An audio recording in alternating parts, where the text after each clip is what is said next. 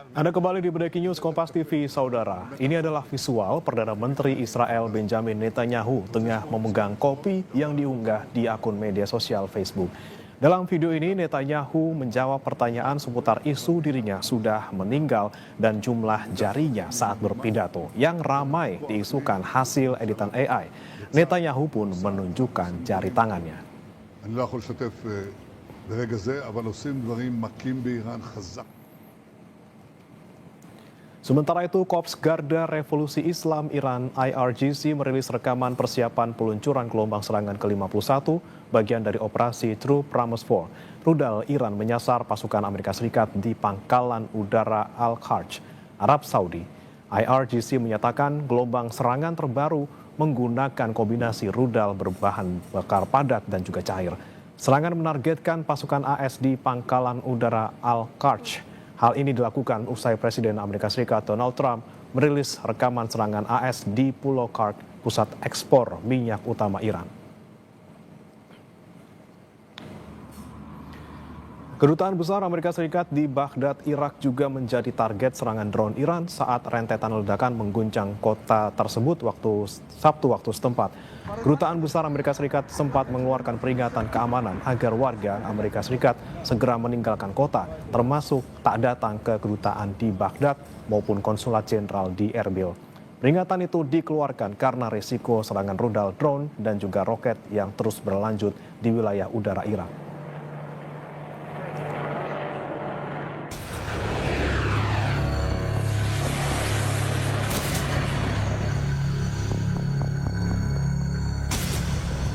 Dua pekan perang Amerika-Israel dengan Iran, sejak serangan pertama yang menyebabkan Iran kehilangan pemimpin tertinggi saat itu, Ayatollah Ali Khamenei, belum ada tanda perang akan mereda. Amerika Serikat maupun Iran saling serang. Belakangan, Iran meluncurkan pesawat tanpa awak atau drone yang menerobos sistem perlindungan Tel Aviv. Korps Pengawal Revolusi Islam hari ini merilis rekaman peluncuran drone. Selain drone, Iran juga meluncurkan rudal balistik. Pada serangan gelombang ke-49, Korps Garda Revolusi merilis rekaman pada hari Sabtu yang menunjukkan peluncuran rudal sebagai bagian dari gelombang ke-49 Operasi True Promise 4. Sekretaris Dewan Keamanan Nasional tertinggi Iran, Ali Larijani, menyebut tekanan yang diberikan Trump justru akan memperkuat Iran. ترامپ مشکلش اینه که عقلش نمیرسه که ملت ایران ملت رشیده ملت قویه ملت با اراده هرچی اون فشار بیاره اراده ملت قوی‌تر میشه. Selain serangan yang diarahkan ke Tel Aviv dan sejumlah fasilitas dan pangkalan utama Amerika Serikat di negara-negara Teluk, media Iran melaporkan sisa-sisa pesawat tak berawak yang diduga MQ-9 Reaper buatan AS yang konon telah dicegat oleh sistem pertahanan Korps Garda Revolusi di Bandar Abbas. Puing-puing logam terbakar, sementara satu baterai terlihat bertuliskan US. Amerika Serikat belum berkomentar terkait insiden di Bandar Abbas pada saat berita ini diterbitkan. Sementara Israel mengungkapkan serangan ke Tehran akan semakin intensif.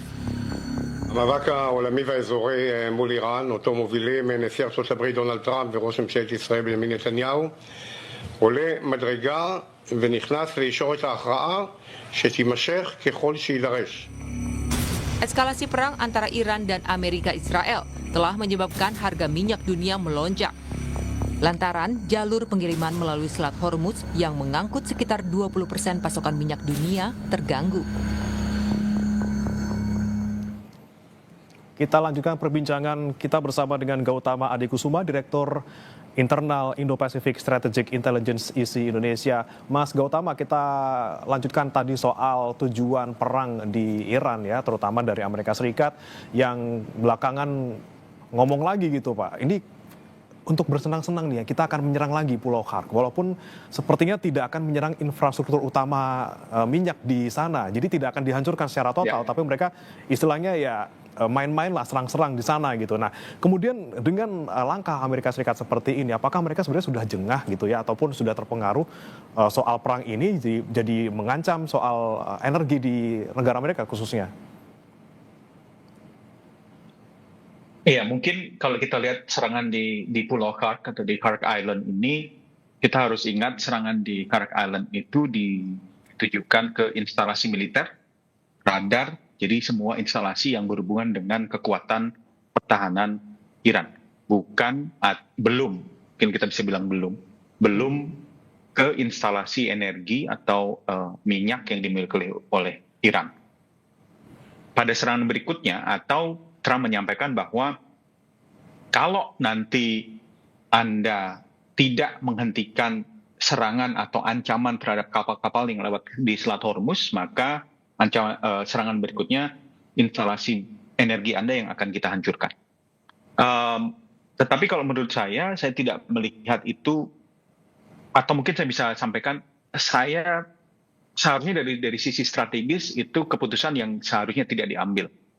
Kalau memang Amerika menginginkan regime change atau pergantian rezim, logikanya berarti akan ada pemimpin baru yang diharapkan nanti lebih pro kepada Israel dan Amerika yang akan mengambil alih dari kepemimpinan yang ada sekarang.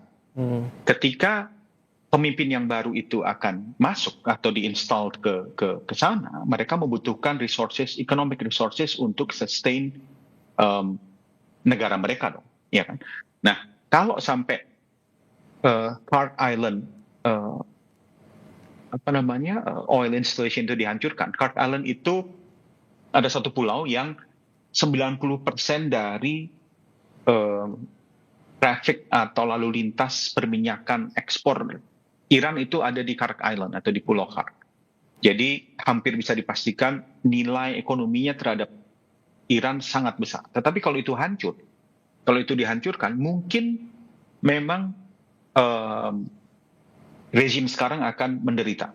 Tetapi kalau memang niatnya untuk melakukan regime change, rezim berikutnya juga akan menderita. Dan ketika rezim yang disupport oleh pemerintah Amerika atau Israel itu nanti menderita, akhirnya mereka tidak mendapatkan dukungan publik. Sehingga nantinya ketidakpuasan publik juga akan menjadi tinggi juga ke rezim yang baru tersebut. Jadi seharusnya dari pihak Amerika atau Israel tidak memandang penghancuran oil refineries yang ada di Khark itu menjadi satu prioritas.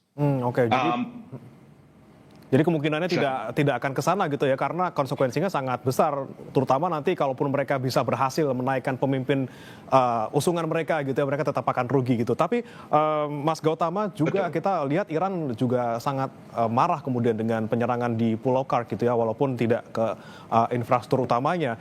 Kemudian mereka membalas dengan tadi ke Uni Emirat Arab, kemudian juga terkait lagi-lagi Netanyahu nih Mas ya, akan memburu gitu kalau memang masih hidup. Nah kalau kita lihat kekuatannya Iran sekarang, masih cukup nggak sih Mas untuk kemudian melakukan serangan balasan ataupun juga memburu Netanyahu sampai mereka bisa menemukan sosok tersebut?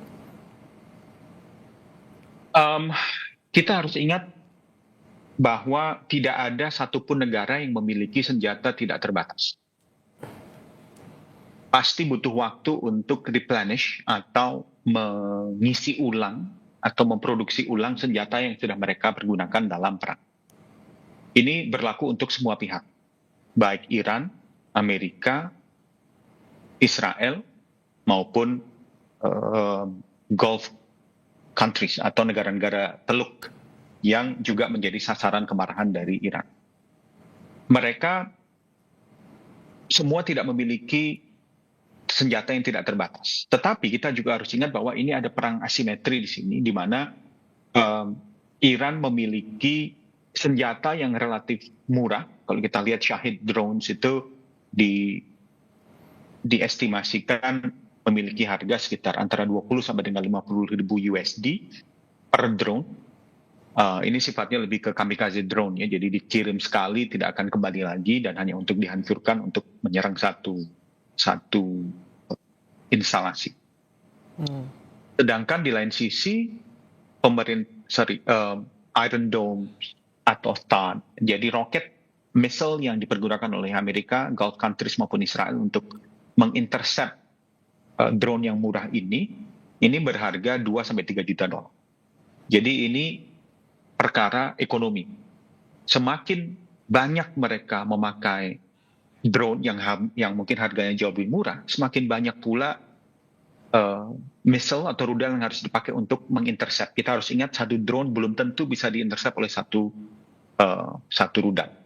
Jadi bisa dibayangkan drone seharga 50.000 bisa menghabiskan 4 sampai 6 juta kalau hanya 2. Kalau sampai 3 berarti 6 sampai 9 juta dolar per 50.000. Jadi ada sedikit ketimpangan. Nah, Amerika memang sudah menyasar beberapa tempat produksi drone dari Iran, tetapi sebenarnya kalau saya lihat Iran masih memiliki kapasitas. Pertama, kapasitas yang sudah ada masih ada. Kapasitas produksinya juga sebenarnya masih mungkin untuk ditambahkan. Di lain sisi, di Amerika sendiri sekarang jadi ada permintaan dari pemerintah Amerika ke Kongres untuk menambahkan budget ini budget ini diminta untuk salah satunya replenish atau memproduksi ulang rudal yang sudah dipakai. Dan kita lihat beberapa senator sudah menyampaikan bahwa mereka tidak akan support permintaan budget ini yang memang angkanya cukup besar, antara di beberapa berita sampai dengan 50 miliar dolar, tetapi di salah satu source saya lihat ada sekitar 12 miliar dolar.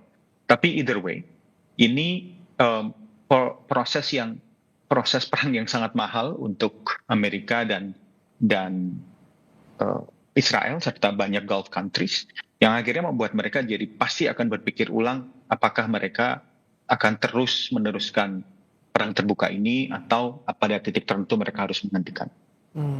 Oke, ujung-ujungnya duit ya Mas ya kalau kita bicara soal perang dan kekuatan ini. Nah, ngomongin soal duit juga, Mas Gautama, lagi-lagi kita bicara soal energi yang Amerika Serikat juga sedang mengajak beberapa negara gitu ya yang untuk bisa menjaga Selat Hormuz dalam tanda kutip yang sedang ditutup sama Iran. Nah, ini kemudian bagaimana kondisi di Selat Hormuz nantinya? Kita akan bahas. Mas Gautama tahan dulu, usai jeda tetap bersama kami saudara di Breaking News Kompas TV.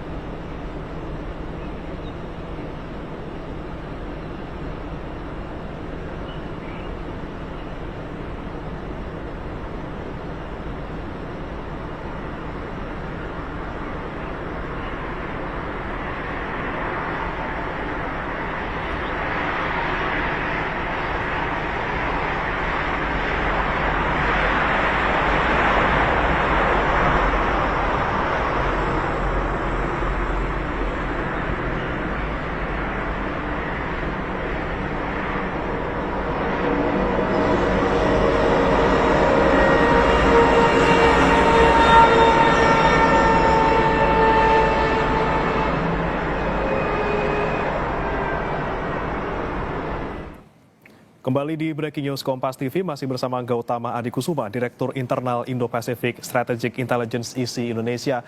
Mas Gautama, kita lanjutkan kembali tadi soal energi lagi, Mas. Ini Amerika Serikat sedang ngajak gitu ya, ayo dong kita jaga bersama-sama Selat Hormuz. Ini kemungkinan ada Tiongkok di sana, kemudian ada Perancis, Jepang, Korea Selatan, dan juga Inggris. Walaupun secara resmi belum diumumkan negara mana saja yang akan ikut mengamankan Selat Hormuz.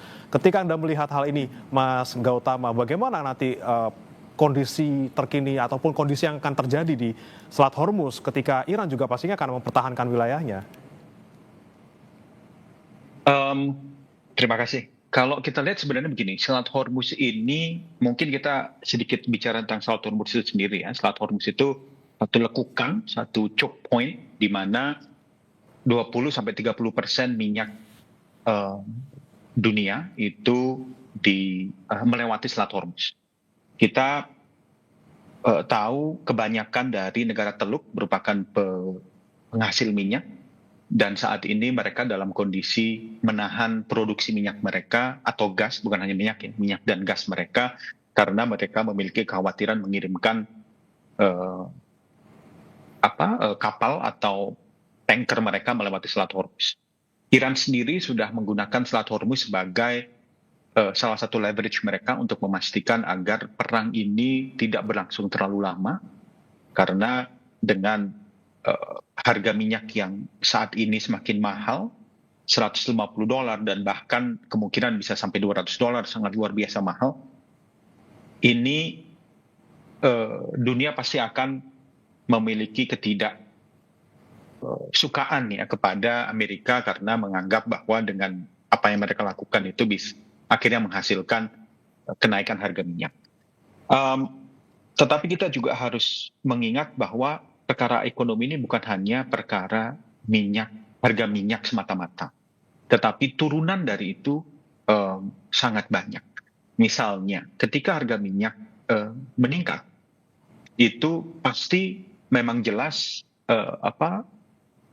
harga minyak harga yang harus dikeluarkan pembeli atau kita konsumen ketika membeli minyak atau membeli bensin itu jadi lebih, atau solar itu jadi lebih mahal.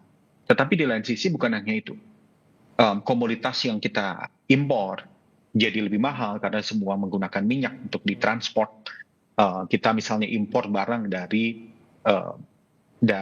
misalnya gandum dari arah Eropa Timur yang akhirnya harus melewati Selat Hormuz, mungkin itu juga jadi semakin sulit. Jadi kita memiliki keterbatasan supply pasokan makanan misalnya. Kalau tadi menanggapi apa yang Mas tanyakan tentang negara-negara yang join. Kalau saya lihat sebenarnya kita belum melihat ada komitmen firm ya. Inggris sudah membantu dalam bentuk menyediakan beberapa aset mereka, tapi mereka belum mengirimkan tentara yang akan join ke sana. Australia barusan mengumumkan beberapa hari yang lalu bahwa mereka akan mengirimkan jadi military advisor atau penasihat militer. Jumlahnya sangat kecil, mungkin 85 orang, tapi juga ada beberapa pesawat reconnaissance dan jadi ada beberapa aset lah yang mereka kirimkan untuk membantu negara-negara Teluk atau Gulf countries. Australia ini menarik kalau menurut saya. Kenapa? Karena sebenarnya mereka relatif terbatas impor mereka dari negara Teluk. Mereka memiliki impor dari UAE itu jumlahnya hanya sekitar $200 juta, sementara mereka lebih besar impor itu dari Malaysia atau dari Amerika, bahkan Vietnam. Sedangkan dari UAE itu hanya sekitar $300 juta, jadi relatif lebih terbatas. Kalau saya melihat keikutsertaan beberapa negara ini juga kita harus lihat dari sisi geopolitik untuk membalancekan, jangan sampai mereka dipandang terlalu tidak mendukung Trump gitu loh oleh pemerintahan Trump. Kita tahu pemerintahan Trump cukup forceful ya, cukup keras mengkritik Spanyol yang tidak mau membantu mereka dan bahkan mengancam akan memberlakukan tarif tambahan dari sisi perdagangan kepada Spanyol. Dan ini tampaknya juga jadi perhitungan dari beberapa negara yang mungkin akan mengirimkan military assistance atau bantuan militer ke mereka. Jadi kita tidak hanya melihat dari sisi keamanan energi, tetapi dari sisi geopolitik juga mereka perhitungkan, jangan sampai nanti mereka ada di pihak yang tidak disukai lah oleh Trump, karena kita tahu ancaman trade atau tariff war ini buat mereka mungkin cukup mengkhawatirkan. Oke, jika mereka ikut mengirimkan pasukan misalnya ke Selat Hormuz, mereka takutnya tadi ya Mas ya akan dicap sebagai temannya Amerika Serikat. Tapi kemudian yang paling masuk akal dari mereka ini ngapain Mas? Apakah mereka kemudian mendorong solusi lainnya agar perang berakhir atau seperti apa? Ditahan lagi Mas Gautama, kita akan bahas usai jeda berikut.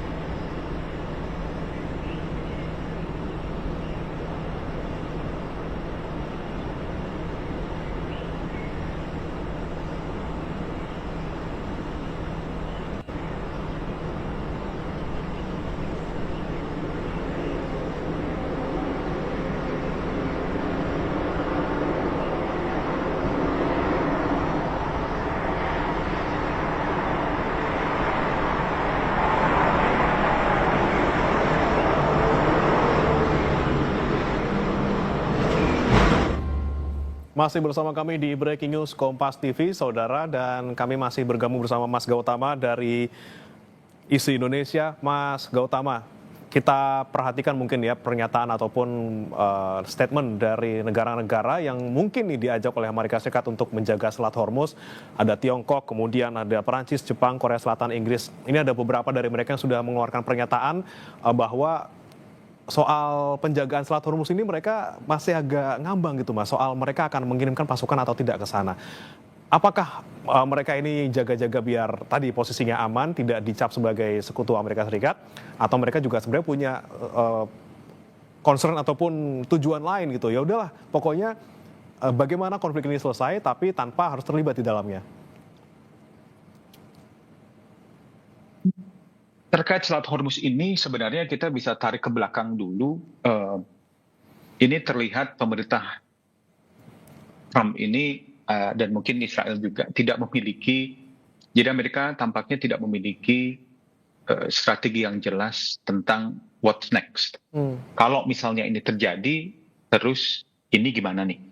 Tampaknya strategi itu tidak ada. Kenapa? Karena kita lihat dalam pidato Trump kemarin atau 2 hari yang lalu, Trump menyampaikan bahwa ayo kita ajak negara-negara untuk saling menjaga Selat Hormuz. Dan itu sebenarnya suatu koalisi yang seharusnya sudah dibangun sebelum perang ini dimulai. Jadi kalau ada foresight, kita bisa dalam setiap perang itu ada beberapa, salah satunya kondisi politik yang harus dicapai adalah coalition building. Jadi ada support yang muncul dari bukan hanya dari satu pihak, tetapi juga dari negara-negara lain yang punya pemikiran serupa.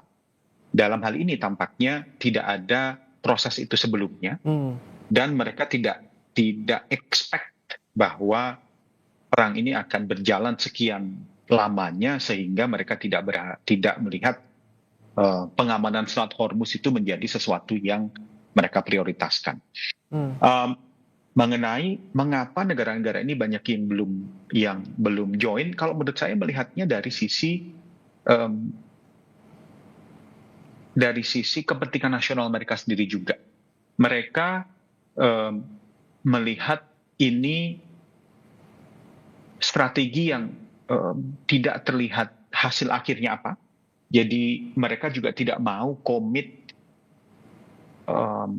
secara politik ya, dan juga akhirnya militer terlalu besar ke suatu proses yang mereka tidak ketahui sampai mana akan berakhir. Jadi saya sangat percaya bahwa perang itu merupakan suatu kepanjangan tangan dari suatu proses politik. Politik itu bisa politik domestik, tapi juga politik luar negeri. Politik domestik dari negara-negara ini sangat mempengaruhi apa yang akan mereka putuskan atau proyeksikan secara politik luar negeri mereka. Dan perang yang tidak memiliki objektif yang jelas, tidak memiliki timeline yang jelas, itu cenderung akan mahal, cenderung akan mengkonsum resources yang banyak, sehingga mereka pasti akan memiliki kekhawatiran jika mereka nanti masuk ke dalam, apakah mereka akan masuk apa yang disebut sebagai escalation track. Jadi masuk ke dalam jebakan eskalasi di mana dengan amannya Selat Hormuz mereka terus-menerus akan ada di situ. Jadi kalau dari sisi domestik ya, tentunya ada sisi-sisi lain yang kita harus perhatikan dari misalnya international law, apakah mereka juga tidak ingin dilihat sebagai yang melanggar hukum internasional dan lain-lain. Tetapi dari apa yang kita lihat, kondisi ekonomi global yang tidak menentu seperti sekarang, ini kemungkinan besar politik domestik lebih mengemuka. Politik domestik ini menjadi pertimbangan penting untuk mereka. Kalau kita lihat di Amerika juga sebenarnya dukungan publik terhadap perang ini hanya sekitar 20%, sangat rendah. Suatu yang mungkin yang pasti diperhatikan juga oleh pemimpin-pemimpin negara lain ini, karena mereka melihat jangan sampai juga pemerintahan mereka mendapatkan masalah di sisi domestik ketika mereka mendukung perang yang mungkin popularitasnya juga rendah di negara-negara mereka. Ibaratnya mereka juga menghindari untuk bisa menyelam di air keruh gitu, Mas ya, takut semakin tenggelam, takut gak bisa napas gitu. Nah, tapi kalau kita perhatikan pernyataan terakhir mungkin dari jubir Kemenlu Tiongkok yang sepertinya ini sudah mulai khawatir juga soal keadaan di Hormuz. Mereka bilang tidak setuju dengan serangan terhadap negara-negara Teluk. Mereka tidak menyebut ini Iran, siapa penyerangnya, Iran tidak disebut di sana, tapi jika kita melihat hubungan antara Tiongkok dan juga Iran yang selama ini terjalin baik, kemudian ini Tiongkok sudah mulai mengatakan hal seperti itu, apakah ini kemudian tanda-tanda bahwa Tiongkok juga sudah mulai bergeser nih retorikanya?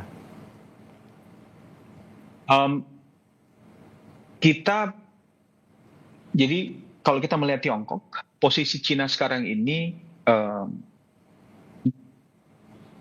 Cina mendapatkan banyak suplai minyak dari Iran. Ketika perang ini terjadi, dan suplai minyak itu relatif lebih murah ya, karena memang sebenarnya lebih sulit untuk mendapatkan minyak dari Iran. Tetapi setelah perang ini tentunya suplai ini berhenti atau sangat berkurang, kalau sebenarnya berhenti sih, pasti berhenti. Jadi mereka pasti membutuhkan suplai minyak yang lebih reliable. Kita lihat juga ketika Amerika menyerang Venezuela, Cina itu sebenarnya memiliki kedekatan dengan Venezuela juga. Dan ketika rezim di Venezuela berganti, ekspor minyak dari Venezuela ke Iran ini menjadi berhenti juga. Jadi saat ini memang Cina atau Tiongkok ini memiliki kepentingan untuk bisa mengamankan pasokan energi atau pasokan minyak mereka.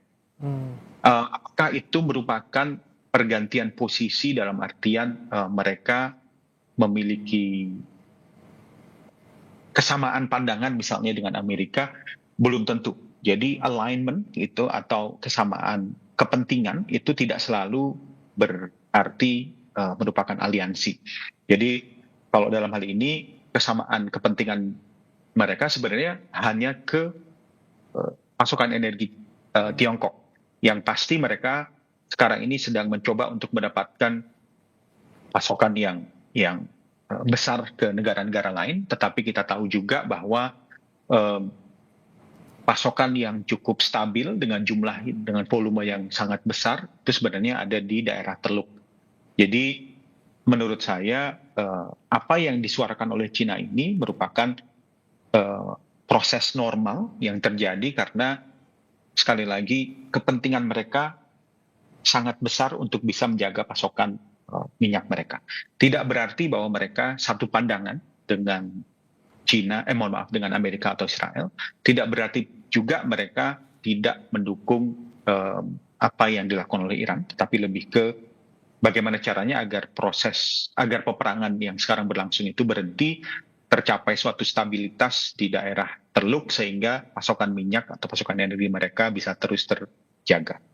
Kalau saya melihatnya dari sisi itu aja. Tapi ada juga pandangan gitu Mas Gautama soal ini mungkin karena memang sudah ganti rezim gitu dari Ali Khamenei ke Mojtaba, kemudian mungkin ini Tiongkok berubah sikap. Nah, kita akan bahas lagi Mas Gautama usai jeda berikut. Tetap bersama kami saudara di Breaking News Kompas TV.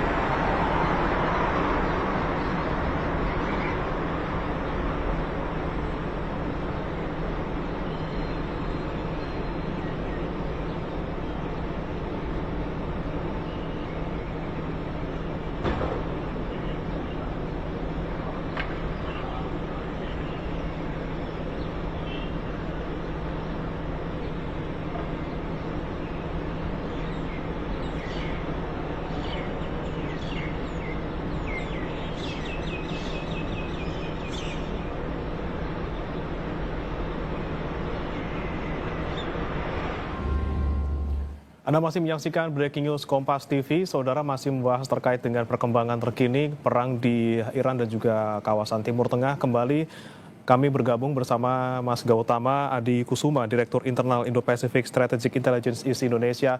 Mas Gautama, kita masih bicara soal hubungan antara Iran dan juga Tiongkok. Ini ada laporan terbaru yang mungkin tapi belum bisa dikonfirmasi gitu Mas ya. Katanya Iran dilaporkan mempertimbangkan membuka sebagian akses pelayaran di Selat Hormuz bagi kapal tanker minyak asalkan ini menggunakan transaksinya menggunakan yuan Cina. Nah, ini kalau Anda melihat seperti apa kemudian kemungkinan ke depannya ketika ada laporan yang seperti ini, misalnya dikonfirmasi benar, apakah ini menjadi pintu mungkin bagi pembukaan Selat Hormuz? Sebenarnya laporan itu kemungkinan memang benar, tidak menutup kemungkinan bahwa laporan itu benar. Kenapa? Karena kita sudah lihat sebenarnya Iran sudah menyampaikan kalau kapal berbendera Cina akan dibiarkan untuk melintas Selat Hormuz. Begitu juga kapal yang berbendera India. Jadi ada beberapa negara yang mereka memberikan kesempatan untuk bisa melewati Selat Hormuz. Jadi tidak menutup kemungkinan bahwa mereka membuka transaksi dengan Tiongkok dengan menggunakan mata uang yuan. Pertama untuk secara simbolis ya menghindarkan diri dari transaksi menggunakan USD atau dolar Amerika, tapi juga secara spesifik mereka berharap itu bisa semakin mengurangi dominasi ekonomi Amerika. Tapi kalau kita lihat dari hubungan antara Cina dan Iran ini sebenarnya sangat menarik karena di tahun 2021 Cina dan Iran itu menandatangani Strategic Cooperation Agreement atau perjanjian strategis selama 25 tahun yang meliputi energi, infrastruktur, telekomunikasi, dan yang paling menarik adalah kerjasama militer. Walaupun sampai sekarang kerjasama militer itu belum secara nyata terbukti dalam perang ini karena kita melihat Cina tidak ingin terlibat secara langsung, tetapi itu menandakan bahwa mereka punya kedekatan yang cukup erat. Walaupun kita juga harus tahu kedekatan mereka sifatnya lebih ke pragmatis ya, bukan ideologis. Beda misalnya antara Iran dengan Hezbollah. Tetapi kedekatan antara Cina dan Iran ini lebih pragmatis karena satu, Iran memiliki supply oil yang sangat dibutuhkan oleh Cina, dan saat ini juga Iran bisa menjadi pengganggu bagi dominasi Amerika di Middle East, dan juga Iran itu sebenarnya berada dalam Belt and Road Corridor. Kalau kita lihat ini ada satu inisiatif BRI, inisiatif dari Cina, Belt and Road Initiative. Iran masih ada di dalam itu sehingga secara strategis Cina memiliki kepentingan untuk Iran. Di lain sisi, Iran juga memiliki kepentingan yang luar biasa dengan Cina karena pembeli terbesar dari minyak Iran itu adalah Cina, dan mereka bisa melewati channel-channel yang disanksi oleh pemerintah global. Jadi oil atau perdagangan minyak ini menjadi sangat krusial untuk ekonomi Iran, dan kita juga harus tahu bahwa banyak dari perusahaan-perusahaan minyak yang melakukan ekspor atau impor kegiatan ekonomi ya, termasuk salah satunya ekspor minyak di Iran merupakan berhubungan langsung dengan IRGC atau Iranian Revolutionary Guard. Jadi secara tidak langsung sebenarnya Iran dari lama itu berhubungan, Cina dari lama berhubungan dengan IRGC. Kalau kita bicara dari sisi militer, sebenarnya lebih banyak untuk masih di early stage. Kita melihat ada kooperasi, ada kerjasama, dialog pertahanan, ada naval exchange, jadi relatif lebih terbatas, belum ada di misalnya pengiriman senjata dari satu pihak ke pihak lainnya. Tapi ini merupakan seed atau bibit kerjasama yang nantinya pasti yang nantinya pasti akan menjadi perhatian besar dari Amerika, karena ini menantang kehadiran Amerika di sana atau dominasi Amerika di Middle East. Oke, simbiosis mutualisme yang kemudian bisa memperkuat hubungan antara Iran dan juga Tiongkok untuk selama ini. Tapi bagaimana kemudian dengan hubungan dengan negara-negara Teluk lainnya nih, Mas Gautama? Sepertinya tidak stop gitu ya untuk bisa menyerang pangkalan militer Amerika Serikat di negara-negara Timur Tengah ini, si Iran ini. Kemudian bagaimana nanti menjaga hubungan antara mereka nih di negara Timur Tengah sendiri, kemudian potensinya apakah semakin meluas juga, misalnya ada serangan balik yang dilakukan oleh negara-negara yang diserang oleh Iran? Kita perhatikan sebenarnya Iran tidak menyerang instalasi minyak yang dimiliki oleh negara-negara Teluk. Minimal sekarang ya. Jadi di awal mungkin ada serangan, tetapi mereka cukup berhati-hati memilih lokasi penyerangan mereka di instalasi militer Amerika yang ada di negara-negara Teluk. Kalau menurut saya ini merupakan strategi Iran untuk tidak mengalienasi satu elit kepemimpinan negara-negara Teluk, yang kedua publik masyarakat yang ada di negara-negara Teluk. Kenapa? Karena kalau mereka menyerang ke instalasi ekonomi itu punya long term effect, punya dampak jangka panjang yang jelas akan memengaruhi bagaimana suatu rezim berjalan di negara-negara itu, karena publik merasa ini sumber kehidupan mereka, gitu kan. Jadi mereka akan memandang Iran sebagai secara tidak favorable, secara tidak baik. Tetapi kalau menyerang military installation yang dimiliki oleh Amerika tampaknya akan sedikit lebih netral, karena sebenarnya yang diserang dalam tanda kutip bukan negara Teluk tersebut, tapi lebih ke instalasi militer yang dimiliki oleh Amerika. Tapi Mas Gautama, kemudian yang kemarin terjadi juga beberapa waktu lalu, mungkin 1 hari 2 hari yang lalu, ini kemudian Iran menyerang kedutaan besar Amerika Serikat di Irak. Ini kedutaan besar, Mas, yang mungkin ada di tengah-tengah kota gitu, yang mungkin bisa efeknya bisa kemana-mana gitu, ke warga sipil, ke fasilitas umum.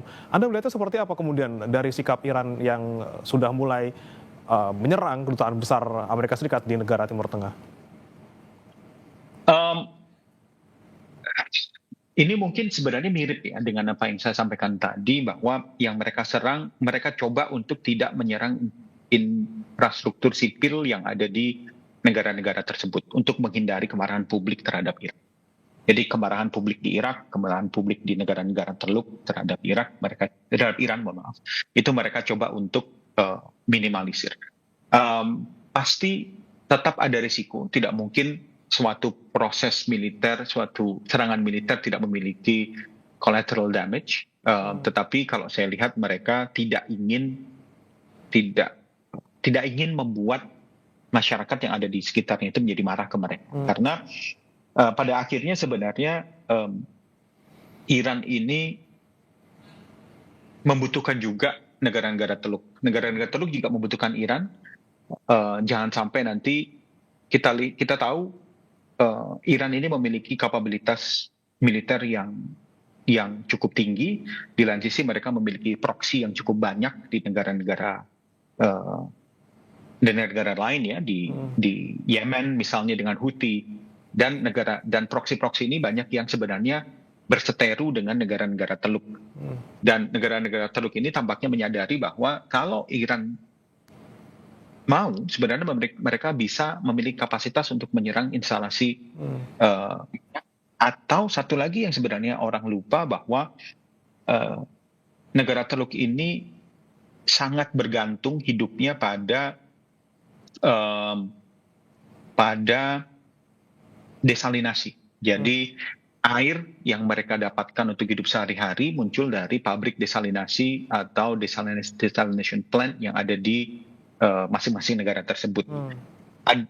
Iran jelas memiliki kapasitas untuk menyerang pabrik desalinasi itu, tapi sampai sekarang kita lihat tidak dilakukan karena memang tampaknya Iran menjaga agar tidak ada permusuhan yang sifatnya lebih lama, ketidaksukaan yang long term dari populace atau masyarakat di Gulf, di negara-negara Teluk terhadap mereka. Jadi sebenarnya ini kalau di termsnya nuklir itu semacam MAD lah, mutual assured destruction. Jadi in a way Iran seperti bilang, saya bisa reach ke instalasi strategis kamu, tapi saya enggak. Di lain sisi mereka juga negara-negara Teluk juga tahu bahwa jika mereka terlalu terlihat mendukung, mereka juga sebenarnya rugi karena di satu sisi secara geopolitik mereka akan memberikan ruang bagi Israel ketika misalnya mereka mendukung serangan, misalnya mereka membalas Iran dan akhirnya Iran dikeroyok oleh negara-negara Teluk ini. Ini kan sebenarnya memberikan ruang, memberikan kesempatan kepada Israel untuk menjadi de facto penguasa regional power di situ kan, di Middle East kan. Jadi mereka juga pasti reluctant untuk membalas ke Iran karena satu, mereka tahu Iran bisa membalas, yang kedua juga mereka tidak merasa punya kepentingan untuk membantu dalam tanda kutip walaupun mungkin tidak langsung Israel mencapai tujuan mereka. Dan mungkin itu yang diinginkan oleh Israel selama ini, agar negara-negara Teluk ini kemudian berantem sendiri dan yang diuntungkan ya negara mereka gitu ya Mas ya. Terima kasih Mas Gautama atas pandangannya dalam Breaking News Kompas TV kali ini. Selamat pagi Mas Gautama, sehat selalu. Selamat pagi. Selalu sama-sama, terima kasih. Jangan beranjak saudara, Breaking News Kompas TV masih akan kembali usai jeda berikut.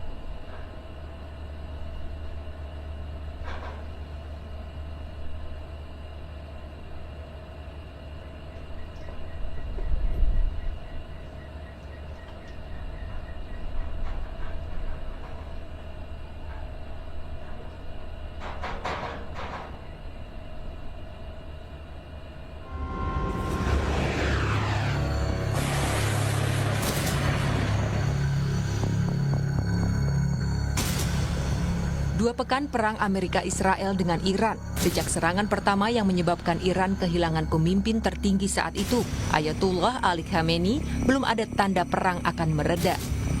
Amerika Serikat maupun Iran saling serang. Belakangan, Iran meluncurkan pesawat tanpa awak atau drone yang menerobos sistem perlindungan Tel Aviv. Korps Pengawal Revolusi Islam hari ini merilis rekaman peluncuran drone. Selain drone, Iran juga meluncurkan rudal balistik. Pada serangan gelombang ke-49, Korps Garda Revolusi merilis rekaman pada hari Sabtu yang menunjukkan peluncuran rudal sebagai bagian dari gelombang ke-49 Operasi True Promise 4. Sekretaris Dewan Keamanan Nasional tertinggi Iran, Ali Larijani, menyebut tekanan yang diberikan Trump justru akan memperkuat Iran. ترامپ مشکلش اینه که عقلش نمیرسه که ملت ایران ملت رشیدن، ملت قوی هم، ملت با اراده. هرچی اون فشار بیاره اراده ملت قوی‌تر میشه. Selain serangan yang diarahkan ke Tel Aviv dan sejumlah fasilitas dan pangkalan utama Amerika Serikat di negara-negara Teluk, media Iran melaporkan sisa-sisa pesawat tak berawak yang diduga MQ-9 Reaper buatan AS yang konon telah dicegat oleh sistem pertahanan Korps Garda Revolusi di Bandar Abbas. Puing-puing logam terbakar, sementara satu baterai terlihat bertuliskan US. Amerika Serikat belum berkomentar terkait insiden di Bandar Abbas pada saat berita ini diterbitkan. Sementara Israel mengungkapkan serangan ke Tehran akan semakin intensif. המאבק העולמי והאזורי מול איראן, אותו מובילים נשיא ארצות הברית דונלד טראמפ וראש ממשלת ישראל בנימין נתניהו, עולה מדרגה ונכנס לישורת ההכרעה שתימשך ככל שיידרש. Eskalasi perang antara Iran dan Amerika Israel telah menyebabkan harga minyak dunia melonjak. Lantaran jalur pengiriman melalui Selat Hormuz yang mengangkut sekitar 20% pasokan minyak dunia terganggu.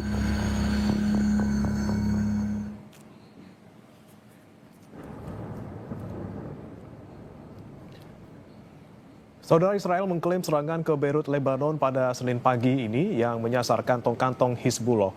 Militer Israel mengklaim pada Senin pagi mereka telah menyerang lebih banyak infrastruktur Hizbullah di Beirut.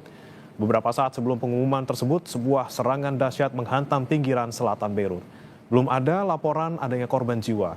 Tentara Israel telah mengeluarkan perintah evakuasi untuk hampir seluruh wilayah di Beirut serta Lebanon Selatan yang mengakibatkan lebih dari 800.000 orang mengungsi.